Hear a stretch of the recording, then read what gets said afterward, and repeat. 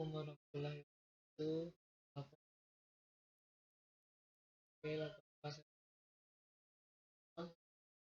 Oke, di sini saya akan menjelaskan keamanan sistem virus and threat protection.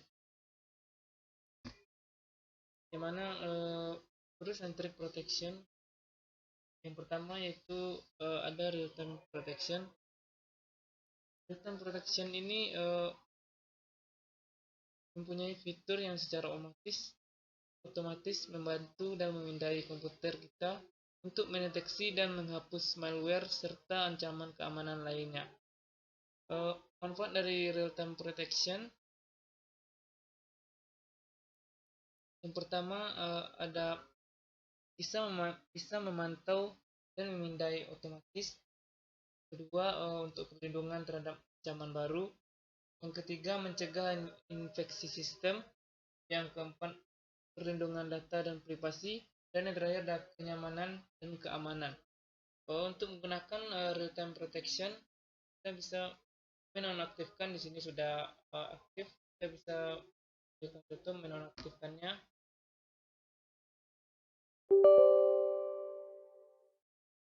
Klik yes.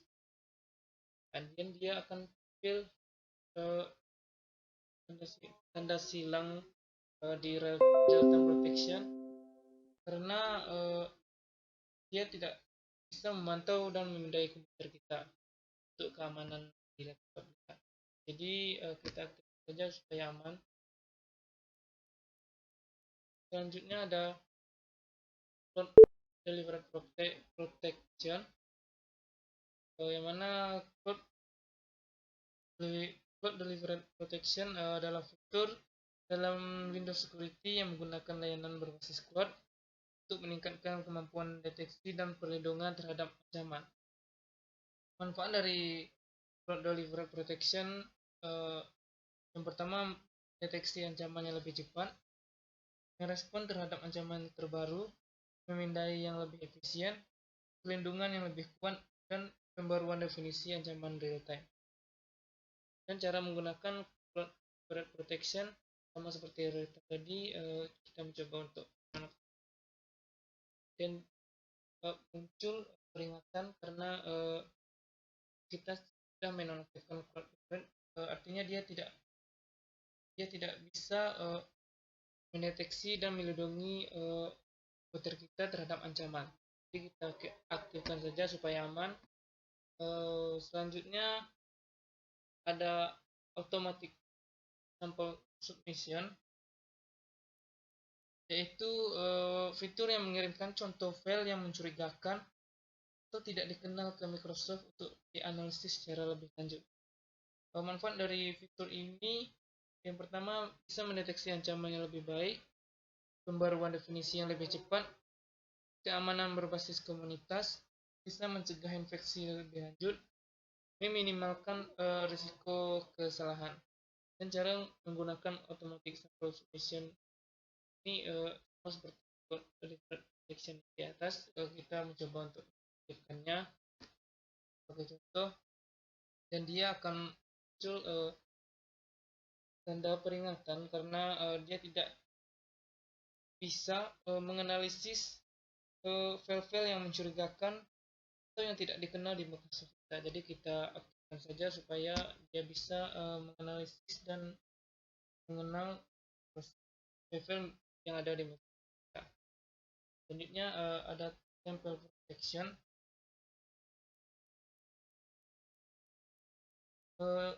Template protection ini yang bisa mencegah perubahan tidak sah pada pengaturan keamanan kita, termasuk pengaturan antivirus dan keamanan jaringan. Pemanfaat dari template protection pertama, bisa mencegah perubahan tidak sah, menjaga integritas pengaturan keamanan, perlindungan tambahan terhadap malware, keamanan yang konsisten, dan perlindungan otomatis. Itu cara menggunakan template protection sama seperti yang automatic sample submission. Di sini kita mencoba untuk mengaktifkannya sama seperti yang di atas tadi. Template protection yang sudah kita nonaktifkan itu muncul tanda peringatan karena dia tidak bisa mengatur antivirus dan keamanan jaringan kita. Jadi jaringan dan keamanan kita itu jadi terganggu. Jadi kita aktifkan supaya jaringan dan antivirus kita menjadi aman.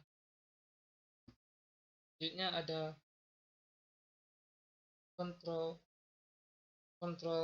folder access. Mana control folder access ini adalah fitur dalam Windows Security yang melindungi file dan folder penting dari serangan ransomware dan jenis malware lainnya.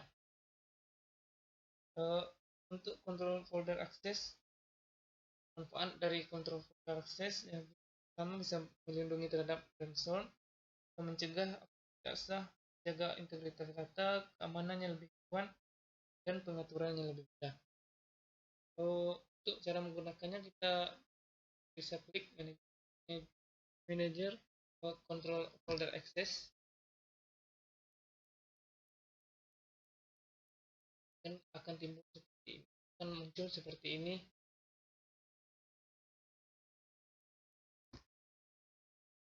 Baiklah, selanjutnya ada exclusion. Mana exclusion ini dalam artian kita bisa mengecualikan file, folder, atau proses tertentu dalam pemindaian antivirus dan ancaman lainnya. Manfaat dari exclusion ini kita meningkatkan performa, menghindari deteksi palsu, memastikan kompatibilitas aplikasi, manajemen keamanan yang lebih fleksibel dan efisien dalam pemindaian.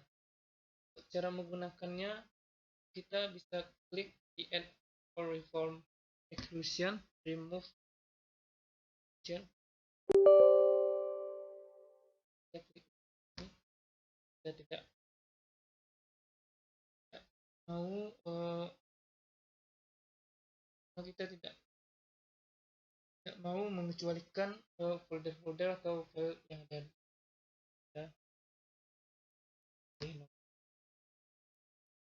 Selanjutnya dan terakhir ada notification. Mana notification ini adalah sebagai pemberitahuan tentang aktivitas keamanan seperti deteksi ancaman dan status pemindaian.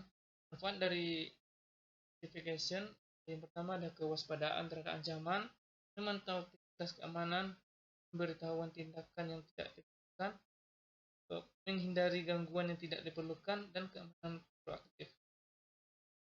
Untuk menggunakan notification, kita bisa klik change setting, dari recent activity, phone, juga shell all activity. Yang mana recent ini bisa mengirimkan notifikasi tentang aktivitas terbaru. Yang thread nomor 2 ini, thread phone ini bisa mengirimkan notifikasi tentang ancaman yang ditemukan. Dan juga yang terakhir ada fail or activities ini bisa mengirimkan notifikasi tentang ancaman yang memerlukan tindakan kita. Mungkin hanya itu dapat saya sampaikan. Dari saya, assalamualaikum warahmatullahi wabarakatuh.